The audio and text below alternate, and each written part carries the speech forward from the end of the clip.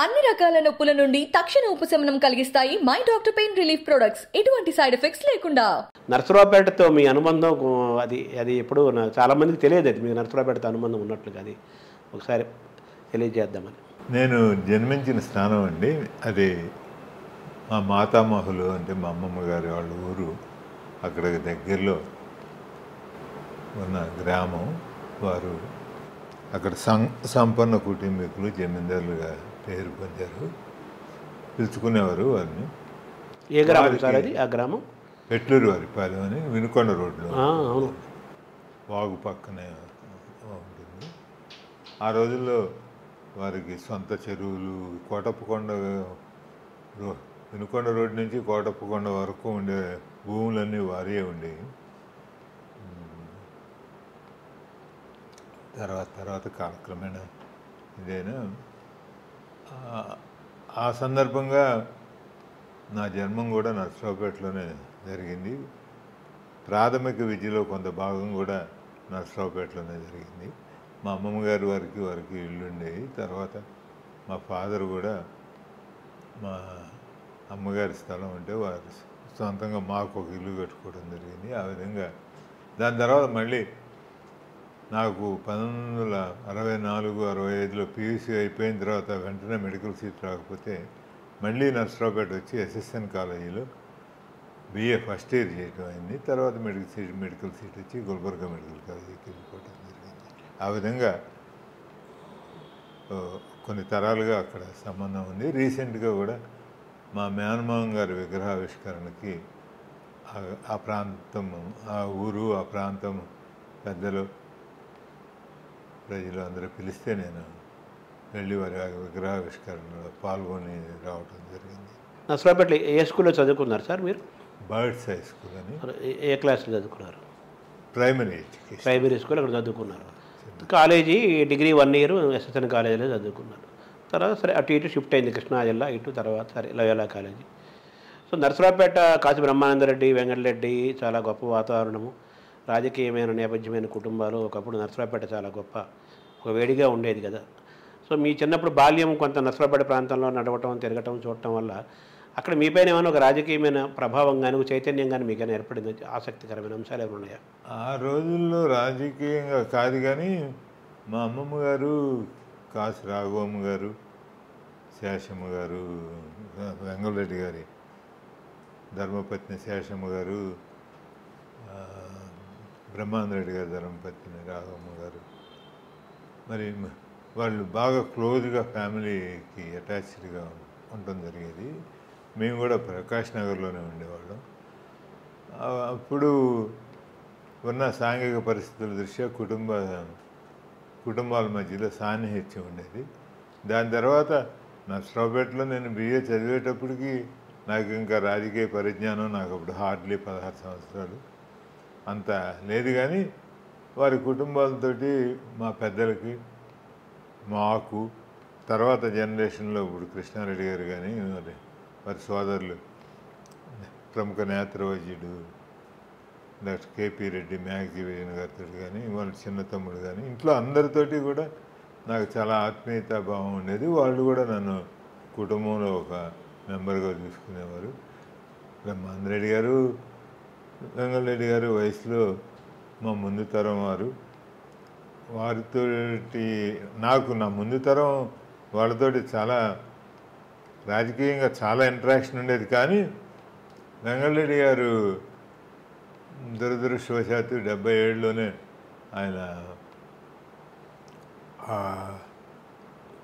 Brain హెమరేజ్తో ఆయన partial paralysis ఉండి బాహ్య ప్రపంచంతో అనే సంబంధాలు పోయినాయి. తర్వాత బ్రహ్మానందరెడ్డి గారితో నాకు రాజకీయ సంబంధాలు నేను చాలా గర్వంగా చెప్పుకోగలను. బ్రహ్మానందరెడ్డి గారి ఇంటికి వెళ్ళి ఆయన బీఫాము 84లో నా చేతుల మీదుగా నేను ఇవ్వటం జరిగింది. బ్రహ్మానందరెడ్డి గారు 84 లాస్ట్ ఎలక్షన్ ఆయన కంటెస్ట్ చేసింది. అప్పుడు నా చేతులతో ఇవ్వడం జరిగింది. ఇక్కడ ఉన్నప్పుడు కూడా వారి కుటుంబానికి దగ్గరికి రెగ్యులర్గా వెళ్ళొస్తూ ఉండే స్నేహ సంబంధాలు ఉన్నాయి. వారు బ్రహ్మానందరెడ్డి గారు, రాఘవమ్మ గారు స్వర్గస్థులైన తర్వాత కూడా వారి కుటుంబం సభ్యులతో నాకు చక్కటి సంబంధాలు ఉన్నాయి. అట్లాగే కీర్తిశేషులు వెంగళరెడ్డి గారి కుటుంబంలో సభ్యులందరితోటి ఇవాళ కూడా చాలా చాలా మంచి సంబంధాలు, ఒక కుటుంబ సభ్యుల్లోనే ఉంటాను. కాసు కృష్ణారెడ్డికి వైఎస్ రాజశేఖర రెడ్డి గారు కూడా మంచి స్నేహం ఉండేది కదా. మీకు యాక్చువల్గా చెప్పాలంటే వాళ్ళిద్దరికీ పరిచయం చేసింది నేనే. మేము 1976లో మేమందరం అప్పుడు గౌహతి యూత్ కాంగ్రెస్లో యూత్ కాంగ్రెస్ సదస్సు జరిగింది. అప్పుడు మేము ఆ సదస్సుకి వెళ్ళటం సంభవించినప్పుడు మేమందరం కలిసి అటెండ్ అయ్యాము దాన్ని. అక్కడ వారిద్దరికీ ఒకళ్ళకొకళ్ళకి పరిచయం చేయడం జరిగింది. దాని తర్వాత వాళ్ళిద్దరూ కాలక్రమేణా మంచి స్నేహితులుగా మారారు, సన్నిహితంగా ఉంటుంది. నరసరావుపేట అనగానే మదరాజు వెంకట నరసారాయల పేరు మీద అట్లూరు అనే ఊరు నరసరావుపేటగా ఏర్పడింది. అది చరిత్ర. అంతకుముందు వినుకొండ రాజధానిగా చేసుకొని ఆ ప్రాంతాన్ని పాలించేవాళ్ళు. సరే, ఆయా గ్రామాలకి నరసరావుపేట ఆ సెంటర్ అయితే భౌగోళికంగా సెంటర్గా ఉంటుందని ఉద్దేశం. రాజధాని అక్కడ మలుచుకోవటం, ఆ ఊళ్ళు కొనుక్కోవటం, కోట పేట కట్టడం, నరసరావుపేట ఏర్పడటం, ఇదంతా చరిత్ర ఇలాంటి వాళ్ళకి కొంతమందికి తెలిసిందే. సో ఆ సంస్థానంతో మీకేమైనా అనుబంధం, బాంధత్వం? చాలా చక్కటి అనుబంధం ఉండేది. వారు కాసు కుటుంబం కూడా చాలా సన్నిహితంగా ఉండేవారు. వారు నాకు తెలిసిన తర్వాత మున్సిపల్ చైర్మన్గా కూడా రాజా గారు మున్సిపల్ చైర్మన్గా కూడా చేశారు. వారు కోటప్పకొండ ఈ వారసత్వపు దీంట్లో వంశపారంపర్య ధర్మకర్తలుగా ఉండేవారు. ఆ కోటప్పకొండతోటి మా కుటుంబానికి కూడా మా మాతామహుల కుటుంబానికి కూడా చాలా సన్నిహిత సంబంధాలు ఉండేవి. ఈ నీళ్ళకి రాకపోకలు.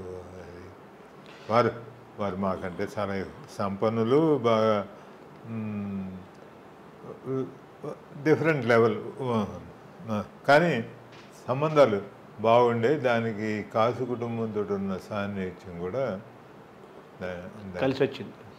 అందరి మధ్య ఒక అనుబంధము, స్నేహబంధం, బంధుత్వం కంటే స్నేహబంధం. మొన్న మా మేనమోహన్ గారి విగ్రహావిష్కరణకు కూడా వారి కుటుంబం అంతా వచ్చారు, రాజా గారి కుటుంబం. తర్వాత మీరు రాజకీయాల్లోకి వచ్చారు. ఈ రాజకీయాల్లోకి రావాలన్న ఆలోచన మీకు రావటం, దాని ప్రభావం ఏమిటి? అలాగే మీ పూర్వీకు నాన్నగారు, ఆయన చరిత్ర పట్ల చాలా అవగాహన, చాలా ఇష్టం ఉన్న వ్యక్తి, మక్కువ ఉన్న వ్యక్తి. పద్మనాయక వేలమ చరిత్ర పుస్తకం కూడా ఆయన రాశారు. ఆ పుస్తకాలు అనేక ముద్రణలు పొందింది ఇప్పటికీ. సో మీ పైన రాజకీయాల్లో రావడానికి మీ నాన్నగారి ప్రభావం కానీ మీ కుటుంబ నేపథ్యం ప్రభావమైనా ఉందే? అసలు మీరు రాజకీయాలు ఎందుకు రావాలనుకున్నారు? ఏం లేదండి, నేను పూర్తిగా ఫస్ట్ జనరేషన్ పాలిటిషియన్ని. కానీ నాకు చిన్నప్పటి నుంచి రాజకీయాలంటే, ఆ రోజుల్లో నేను స్కూల్లో చదివే రోజుల్లో రాజకీయ నాయకుడు అంటే ఒక చాలా గౌరవం. I'm talking about 1964. నేను స్కూల్లో కంప్లీట్ అయిపోయింది నాకు 64లో. దాదాపు 60 సంవత్సరాల కిందటి రోజుల్లో ఒక ఊరు ప్రెసిడెంట్ అంటే ఒక గౌరవం, ఒక సమితి ప్రెసిడెంట్ అంటే, ఒక ఎమ్మెల్యే అంటే, ఒక మంత్రి అంటే దానికి విశిష్టమైన స్థానం, విశిష్టమైన గౌరవం ఉండేది. ఆ గ్లామర్ అనండి, వాళ్ళు ఆ రోజుల్లో మెజారిటీ 90%, మోర్ దాన్ 90% ప్రజాసేవ కోసం వచ్చిన వాళ్ళే ఆ రోజున వాళ్ళు రావటంలో వాళ్ళకేదో అధికార కాంక్ష లేకపోతే దీంట్లో డబ్బు సంపాదించుకోవాలి అనే ఆలోచన ఆ రోజు వరకు ఉన్న ఏ ప్రజాప్రతినిధికి పార్టీ రహితంగా, సరే కమ్యూనిస్టులు ఇంకా ఎక్కువ వెళ్ళి వాళ్ళు చేసుకొని ఉండొచ్చు. ఇప్పుడు మనం ప్రకాశం పంతులు గారిని ఉదాహరణగా తీసుకుందాం. ప్రకాశం గారు ఆయన పేరు మీద ఏర్పడింది కదా. ఆయన పేరు మీద ఏర్పడింది. ప్రకాశం పంతులు గారితో నేను చాలా చిన్నవాడిని, నాకేమీ రాజకీయంగా వారు నేను చూడలేదు. ఒక ఎగ్జాంపుల్గా చెప్తా ఉన్నాను. వారు అతి సామాన్యమైన కుటుంబంలో పుట్టి చాలా కష్టపడి వారి స్వయం కృషితోటి ప్రాక్టికల్గా యథార్థంగా వారాలు చేసుకొని రాజమండ్రిలో వారు అప్పుడు ఉండే కొంతమంది ఔదార్యంతో ఆయన లా కంప్లీట్ చేసుకోగలిగారు. దాని తర్వాత ఆయన ఎంతో ఎత్తుకు ఎదిగిపోయారు ఒక అడ్వకేట్గా. ఆ రోజుల్లో కోట్ల ఆస్తులు సంపాదించారు. ఆయనకి 8 బంగ్లాలు ఉండేవి మద్రాసులో, ఊటీలో బంగ్లాలు ఉండేవి, ఎక్కడెక్కడో ఉండేవి. అటువంటి మనిషి రాజకీయాల్లోకి వచ్చిన తర్వాత ఆ పేపర్లు పెట్టి ఆ రాజకీయాల్లో ఇచ్చేసి ఇది చేసి తుల్లపాటి కుటుంబరావు గారు కొడుకు ఆయన రాసిన వ్యాసం మన వాళ్ళ అబ్బాయి జవహర్లాల్ పంపించాడు. అది చూస్తే ఎవరికైనా ఒక రకమైన గుండె కరిగిపోతుంది. చివరిలో 5 రూపాయలు, ఆ రోజుల్లో 5 రూపాయలు మందుల కోసం లేని పరిస్థితుల్లో ఉండేవారు. ముఖ్యమంత్రిగా అంత ఆస్తిపరుడు, అంత పార్టీ కోసం సర్వం త్యాగం చేసిన మనిషి ముఖ్యమంత్రిగా 100 రూపాయలు ఆయనకి ఎప్పుడూ జేబులో ఉంటాం ఆయన గారు. ఆ తరంలో అటువంటి వాళ్ళని ఆదర్శంగా తీసుకొని రాజకీయాల్లోకి వచ్చేవాళ్ళు. ఇంకా కమ్యూనిస్టులు వాళ్ళ సిద్ధాంతాలు వేరేనా, వాళ్ళకి ఆంధ్ర రాష్ట్రంలో ఆ రోజున వాళ్ళు గణనీయమైన పరిస్థితిలో ఉండేవాళ్ళు, వాళ్ళు ఆదర్శప్రాయంగా ఉండేవాళ్ళు.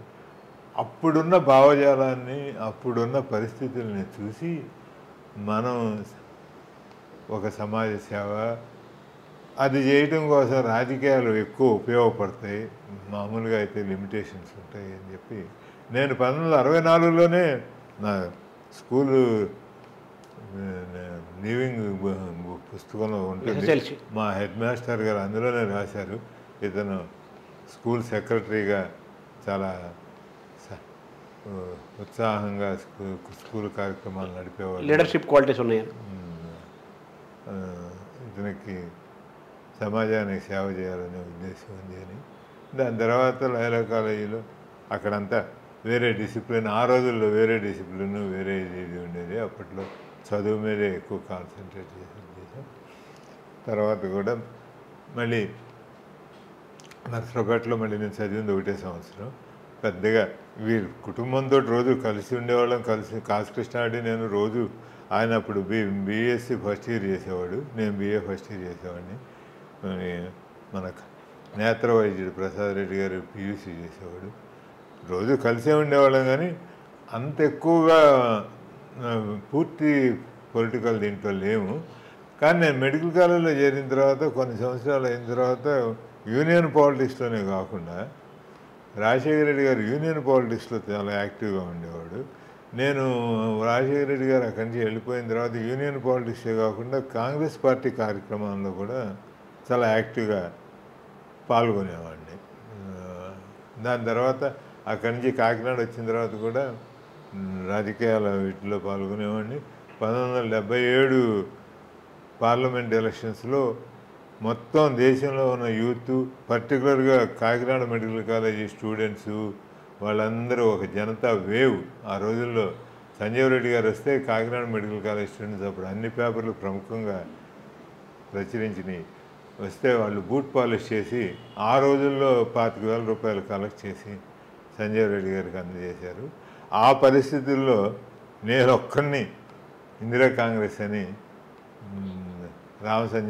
శ్రీరామ సంజీవరావుకి వాళ్ళ పల్లంరాజు గారి కొడుకు శ్రీరామ సంజీవరావు గారికి విద్యార్థుల్లో నేను బలమైన వర్గాన్ని తయారు చేసి యూత్లో చాలా శ్రమించి, చాలా కష్టమయ్యేది ఆ రోజుల్లో విద్యార్థుల్ని, విద్యాధికుల్ని కాంగ్రెస్ పార్టీ తరఫున మొబిలైజ్ చేయాలంటే ఓట్లు చాలా ఉండేవి. తర్వాత వచ్చింది టోటల్గా ఇట్స్ ఏ స్వీప్ ఆంధ్రప్రదేశ్ ఎన్నికల్లో. కానీ అప్పుడు అట్లా ఉండేది కాదు.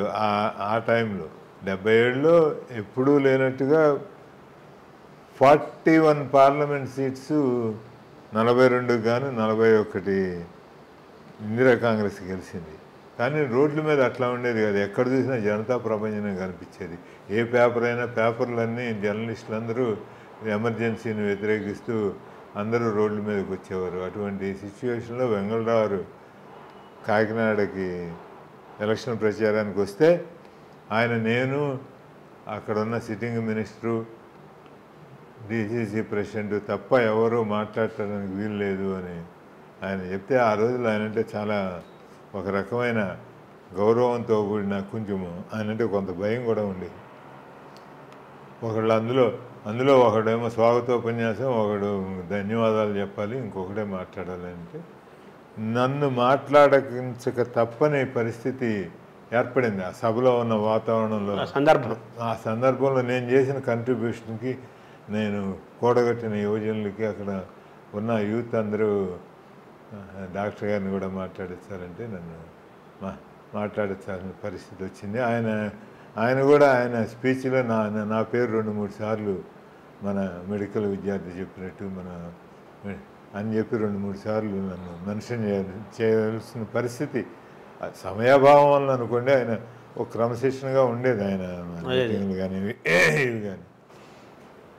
ఆ విధంగా నేను ఔషధ్యం చేస్తున్నప్పుడే గ్రాడ్యుయేట్స్ నుంచి ఎమ్మెల్సీ కంటెస్ట్ చేశాను. ఆ రోజుల్లో ఎస్బీబీకే సత్యనారాయణరావు అని, న్యాయంగా చెప్పాలంటే ఆయన కంటెస్ట్ చేస్తారని నాకు తెలియదు. ఆ రోజుల్లో వాళ్ళు చాలా పెద్ద మొత్తం ఇండస్ట్రీస్ అన్నీ వాళ్ళ చేతుల్లోనే ఉండేవి. 2 జిల్లాల్లో జిల్లా పరిషత్తులన్నీ వాళ్ళ చేతుల్లోనే ఉండేవి. ఆయనతోటి పోటీ పట్టడం అనేది సామాన్యమైన విషయం కాదు. మేము మధ్యలో ఉండగా అప్పుడు వీళ్ళందరూ నాకు క్యాన్వాస్కి కూడా వచ్చారు. రాజశేఖర రెడ్డి గారు, కాసు కృష్ణారెడ్డి గారు, వి హనుమంతరావు గారు, అప్పుడు యూత్ కాంగ్రెస్ ప్రెసిడెంట్గా ఉండేవాడు. వీళ్ళందరూ ఆ రోజుల్లో క్యాన్వాస్కి కూడా వచ్చారు. నేను ఔషధ్యంగా ఉన్నప్పుడే, అసలు స్టూడెంట్గా ఉన్నప్పుడే మెడికల్ ప్రాక్టీస్లోకి వెళ్తాను అనే ఇది నాకు లేదు. పాలిటిక్స్ అనేది ఫుల్ టైం జాబ్ అని టేకప్ చేశాను. దాని తర్వాత 80లో హైదరాబాద్కి వచ్చేసాను. హైదరాబాద్కు రావటమే తీవ్రమైన డిసిడెంట్ మూవ్మెంట్ చెన్నారెడ్డి గారి మీద జరుగుతూ ఉండింది. ఆ రోజుల్లో రాజశేఖర రెడ్డి గారు చాలా ఇంపార్టెంట్ రోలు ప్లే చేసేవాడు. అప్పుడు యాక్చువల్గా ఎలక్షన్ అయిపోయిన తర్వాత రెస్ట్ తీసుకుందామని హైదరాబాద్ వచ్చాము, నేను నా వైఫ్. ఇంకా ఈ మెయిన్ స్ట్రీమ్ పాలిటిక్స్లో ఇన్వాల్వ్ అయిపోయి అప్పటి నుంచి ఇక్కడే సెటిల్ అయిపోయి ఇక్కడే రాజకీయాలు. అంటే మీకు ఆ టైంలో చిన్ననాడు రాజకీయాల్లోకి రావాలి అనే ఒక గ్లామరు, లేకపోతే ఒక ప్రభావం, ఒక ఇన్ఫ్లుయెన్సు తీసుకొచ్చిన నాయకులు మొట్టమొదటి మీ మనసులో ఉన్న నాయకులు ఎవరు సార్? నెహ్రూ గారు అంటే ఒక ఆరాధన భావం ఉండేది. దాని తర్వాత కొంత పెరిగి కొంత ఇదైన తర్వాత ఇందిరాగాంధీ గారు ఇవాళకి కూడా. నెహ్రూ గారు ఎవరో నాకు తెలియదు, వారితోటి ఇది లేదు. ఇందిరాగాంధీ గారికి కూడా నేను తెలియదు. నేను ఆ రోజుల్లో ఇందిరాగాంధీ గారు బతుకున్న రోజుల్లోనే నేను 83లో అభయుక్త కాంగ్రెస్ పార్టీకి, నేను చాలా గర్వంగా చెప్పగలను,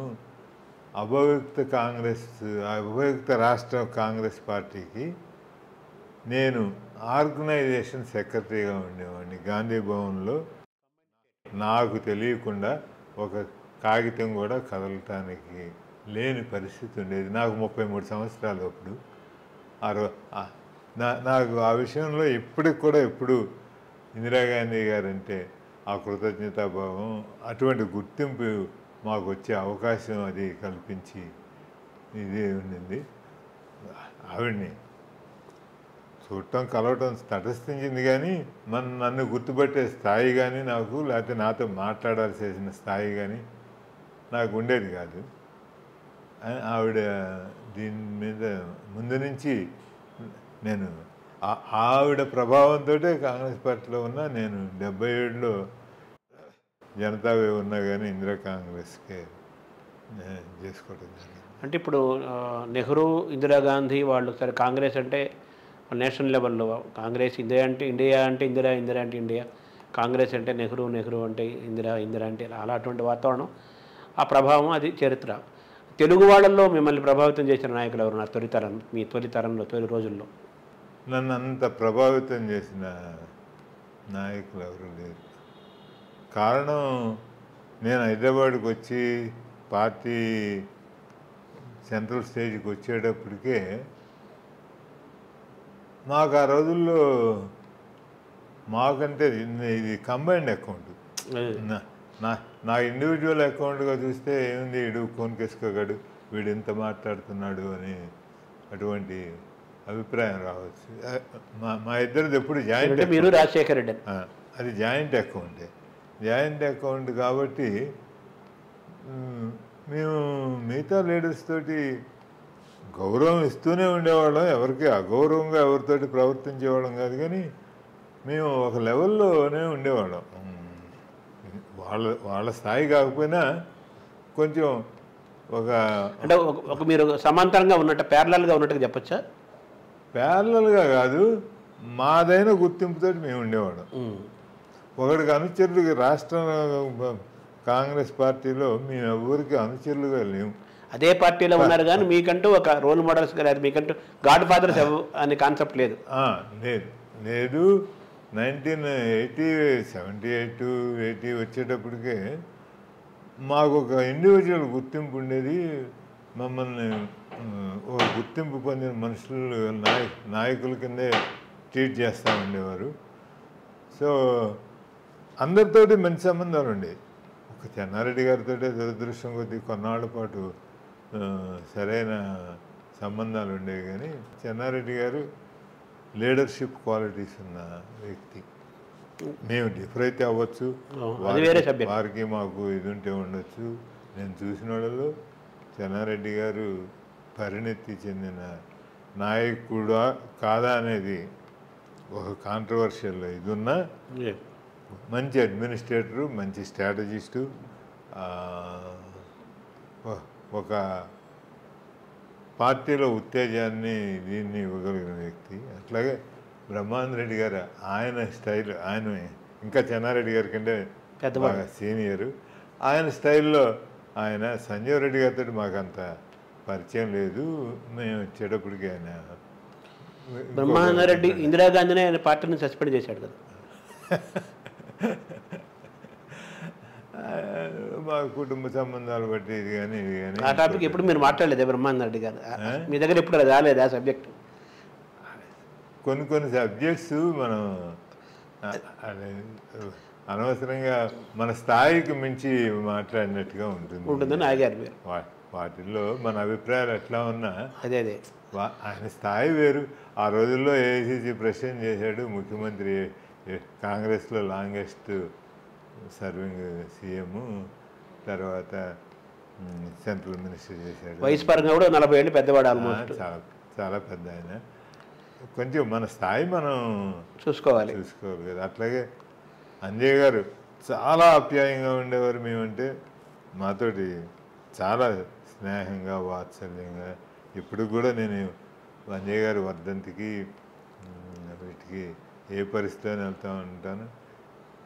నేను పట్టుబట్టి అప్పుడు టీఆర్ఎస్ రిజైన్ చేసి పోటీ చేసినప్పుడు, ఆవిడ అంతకుముందు ఎంపీ చేశారు సికింద్రాబాద్ 89లో. అంజయ్ గారు చనిపోయిన తర్వాత 89లో ఎంపీగా చేశారు. కానీ వారి కుటుంబంతో మనకున్న అనుబంధాన్ని బట్టి నేను పట్టుబట్టి ఆవిడని టీఆర్ఎస్ రిజైన్ చేసిన సీట్లో అప్పుడు నాయర్ నరసింహారెడ్డి ముషీరాబాద్ నుంచి రిజైన్ చేస్తే ఆవిడ్ని క్యాండిడేట్గా పెట్టుకోవడం జరిగింది. ఆవిడకి ఎలక్షన్లో ఆవిడకి గెలవడం జరిగింది. దాంట్లో అప్పుడు నేను చాలా మెయిన్ రోల్ చేశాను. వెంగళరావుతో అంటే మాకు కుటుంబ పరంగా కానీ సామాజికంగా ఒకటే ఈ బంధుత్వాలు తరఫున కానీ ఆయనకి నేనంటే ఒక లైకింగ్ ఉండేది. రాజశేఖర రెడ్డి గారు ఎంతో చొరవ తీసుకొని ఆయన పాలిటిక్స్లో నుంచి నేను పాలిటిక్స్ నుంచి విరమించాను అని చెప్పిన తర్వాత ఆయన కోసం అని నాన్ పార్టీ మీటింగ్ అని విజయవాడలో పెట్టి, అంతా కాంగ్రెస్ పార్టీదే, కాంగ్రెస్ పార్టీ మీటింగే. కాంగ్రెస్ పార్టీలో ఆ రోజున్న అతిరథ మహారథులందరూ పివి నరసింహారావు గారు, ఆ రోజుల్లో ఇంకా ఈయన విజయభాస్కర్ రెడ్డి గారే జూనియర్ లీడర్. ఆ వచ్చిన వాళ్ళతో పోల్చుకుంటే శివశంకర్ గారు, బ్రహ్మానంద రెడ్డి గారు, వెంగళరావు గారు, తదితర నాయకులు అందరూ. చెన్నారెడ్డి గారు ఉన్నారు. చెన్నారెడ్డి గారు కాంగ్రెస్, రాజశేఖర రెడ్డి గారిని పిసిసి ప్రెసిడెంట్గా నియమించినప్పుడు ఆయన కాంగ్రెస్ పార్టీకి రిజైన్ చేశారు. అప్పుడు లేరు ఆయన కాంగ్రెస్ పార్టీలో. పార్టీలో ఉన్న అందరూ విజయవాడ ఆ రోజుల్లో పీడబ్ల్యూడీ గ్రౌండ్ చాలా పెద్దదిగా ఉండేది, ఇప్పుడులాగా కాదు.